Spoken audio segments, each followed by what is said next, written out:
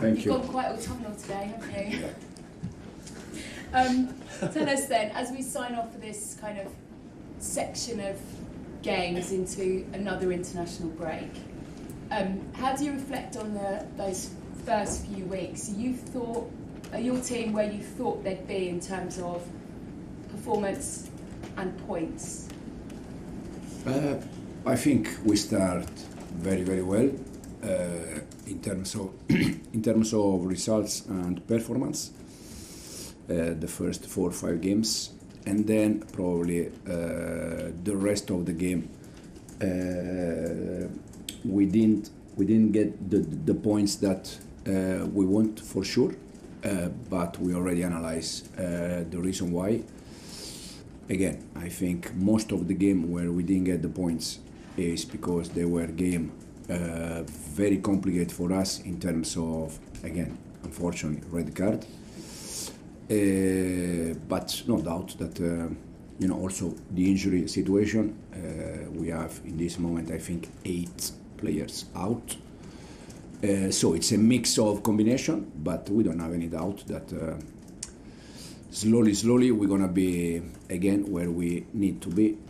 And I know that you've spoken a lot about discipline, 25 yellows and 3 reds I think in your 9 games, and I remember speaking to Mikel Arteta about it, and he said actually he chose not to speak too closely to his players about it because it almost becomes more of a thing. What's your approach with your players in terms of crossing that line? Because as you said, it's costing you games. Yeah, you have to analyze case for case. When it's a red card for bad intention or for bad discipline, it's different compared to Man United red card or Brighton red card.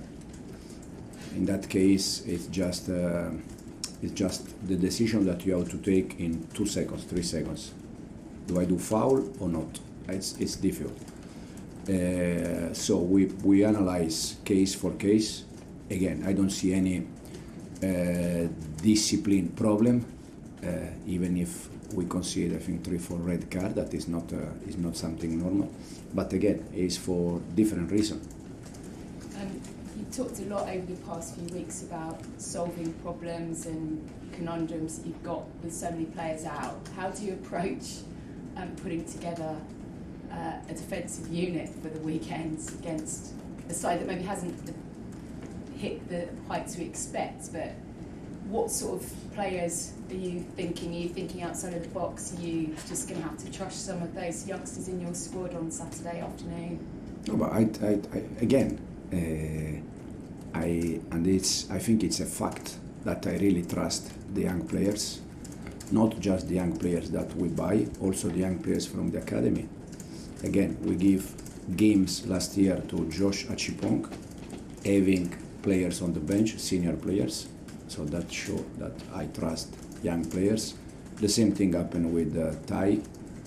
So I really trust all the players we have. As you said, in this moment we have, I think, 4 or 5 defenders out. But we're going to try to adapt and find the right solution for tomorrow game. Just finally from me, I think about 3 weeks ago you said that it would be impossible for anybody to stop Liverpool. You must misunderstanding me. If you review the interview, I said if they continue in the same way, that there were 5 games, yes. 5 wins. So if a team continue to win and win. You still said the words, they'll be impossible to stop. So I wondered... It's impossible to catch. Impossible to catch. But you haven't heard my question yet, so you don't actually know what I'm going to ask you. I tend to find that a little bit more useful. Impossible to catch. Do you feel the last week has shown that there is a vulnerability about Liverpool this season? There is vulnerability about any team in the world, not just Liverpool. But if a team win all the games, it's impossible to catch them. When we did the interview, after 5 games, they had 50 points. Mm-hmm. My words was, if they continue in the same way, it's impossible to catch them. Now, they lost 1 game, 2 games, that show that there is vulnerability And that's this why is I'm something asking now and yeah. not with 3 weeks ago. Yeah, this is something for me from not just Liverpool, from all the teams in the world. So, and then the Premier League, you know how difficult it is, and you can draw points against any team. Thanks, Gail. Soraya? Morning. When we spoke last season, you said the performances against Liverpool, particularly the away game, was one of the best you played. Slot also agreed. He said it was one of the most challenging games last season at Anfield. What have you learned about Liverpool from playing them last season to this season, and what do you think it is about this fixture that makes Chelsea play their best? Yes, we played both games, I think, against Liverpool very good. Unfortunately, we lost there and we won at home. But every game is different, especially from one season to the other one is different. We're gonna try to prepare the game in the best way we can for tomorrow. Try to win the game. But again, I think even if in the last 1 or 2 games they draw points, but they show the reason why they won last year the Premier League, and they're gonna be there until the end. I want to touch on your box high line. You had some success with it last season where your defenders looked to put players offside on the edge of the box. Some teams have sort of exploited this now. They've timed their attack at the back post in open play at set pieces. We've seen some goals be conceded at the back post. How do you reduce the risk of that, especially when you've had to rotate your defenders? How do you work on that in training? Yeah, it's just to try to continue to evolve. As you said, I think our defensive line was very good last year. I think in terms of goal conceded after Liverpool and Arsenal was Chelsea there, so show that we did something important, but it's not enough. You have always to try to evolve, to try to add things, how we can do better, and now we are trying to do exactly the same. And positively, Badiashile returned. He was so strong winging his duels. He aerially was helping the team out a lot. He was the first to step out in front of the press. He looked very sharp.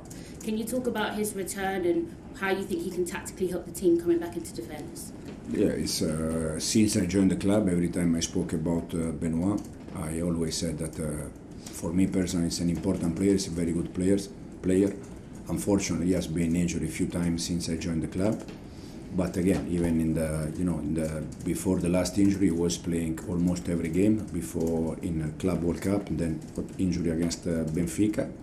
But now he's back. It's good news for us, for the teammates, but especially for him because when you are out for a long time, long period, it's always a shame. Thanks, Soraya. John? Hi, Enzo. With Liverpool, do you think it's a different proposition playing them now than it would have been a couple of weeks ago? We talk about vulnerabilities. What do you think those vulnerabilities are that we've maybe seen over the last couple of games? I don't think that now it's better to play Liverpool just because they draw points in the last 2 games. It's always a tough game, always a big team. For me personally, the way they are doing this season is, in any case, is fantastic, especially after Jota tragedy. I live exactly the same when I was player 20 years ago, and it's not easy for the players, it's not easy for the club, it's not easy for the manager when you arrive at the training ground and you see every day that place empty.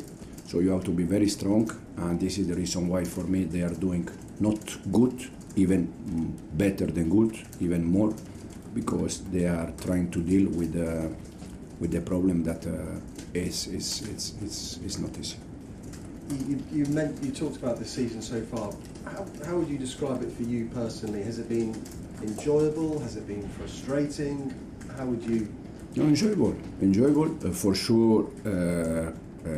I would like to have all my players available, because that is a nice job for me that you can decide which one is the best for that game. But overall has been enjoyable. It's normal. I'm not thinking to be a Chelsea manager and always that everything is in place and everything is working well. You need to adjust things. You need to, as I said, you need to evolve, and I feel good. And just a question on Mark Guiu. Obviously, he was recalled from loan. He hasn't featured since he came back. So, what is the the situation with him? Mark is working well. This week he has worked very, very good, much better compared to the first weeks when he come back. But for sure he's going to get minutes with us and he's going to play games.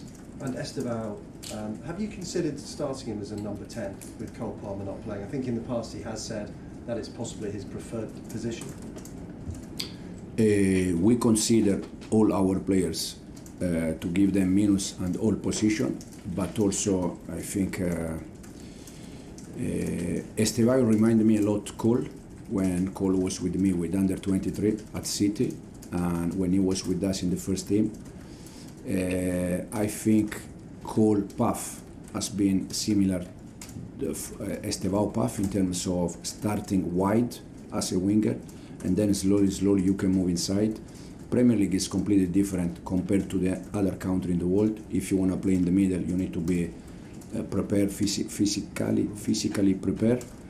I think Cole now is like that. In the past, he needs to develop that, and I see Estevao exactly in the same way. Thanks, John. Davide? Ciao, Enzo. Liverpool, as defending champion, might be the measuring stick for every team. Do you consider them the measuring stick for Chelsea? At what level do you think you are entering this game? Yeah, I consider them the best team in this moment in England. The reason why is because they show that and because they won the Premier League. Where we are in this moment, I think we are improving. We are trying to solve problems in terms of find solution. But for sure, I think, as I said at the beginning of the press conference, I think at the end we're gonna be there close. Rob? Hi, with Mark Huey, is there a risk that his development is being risked or compromised by having another season on the bench when he presumably would have been playing quite regularly at this stage? I mean, that obviously was the club's plan initially. So is there a risk to the development that the club had planned for him? I don't think so. Personally, I don't think so because he's back with a big club like Chelsea. Again, he's going to get minutes with us, no doubt. And also, for me, the development of a young player is not just about the game when you are so young. It's also about the training session and the day by day. And I think it's important that he is with us and is working with us. And time for one more question, Simon. Enzo, just the basic one on team news, if there's any sort of update on that, and is Cole sort of still, for example, due to come back after the international break? Cole is still out. We have Trevi suspended, so we have now to tell all the names is complicated because they are, but we have 8 players out for tomorrow game. Is it, just quickly on Cole, is it still looking like first game back after the international break as things stand? I don't have any update at the moment. We have a meeting this week to see how it is, and then we decide. Welcome back to Sport Lab. Stamford Bridge is the stage for one of the biggest clashes before the international break, Chelsea versus Liverpool. Enzo Maresca has confirmed he'll be without as many as 7 or 8 players for this one, while Arne Slot's Reds come in off back-to-back defeats. So, who's got the edge in this heavyweight Premier League showdown? Maresca revealed in his pre-match press conference that Cole Palmer is still unavailable, Trevoh Chalobah is suspended, and several more are sidelined through injury. That leaves Chelsea heavily stretched, particularly in defence, where academy product Josh Akimpong could feature again after earning his manager's trust in recent weeks. There's also a watch on young striker Mark Guiu, recalled from Sunderland and now pushing for minutes. Maresca says the Spaniard will play a role soon, even if it's off the bench. On the other side, Liverpool might be top of the table, but the champions have stumbled. A shock defeat at Crystal Palace and a midweek loss in Istanbul to Galatasaray means Arne Slot is under pressure to steady the ship.